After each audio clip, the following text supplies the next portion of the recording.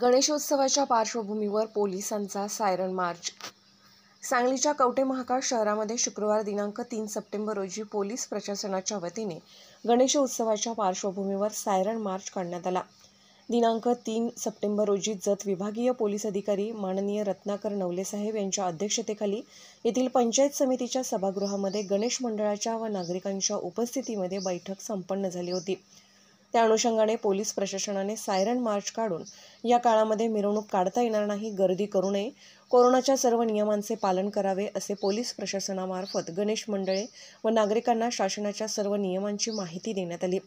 याबाबतची माहिती देण्यासाठी पोलीस गाडी पुढे व मागून सर्व पोलीस स्टाफ लॉंग मार्च करीत चालत जाऊन जनतेला संदेश दिला।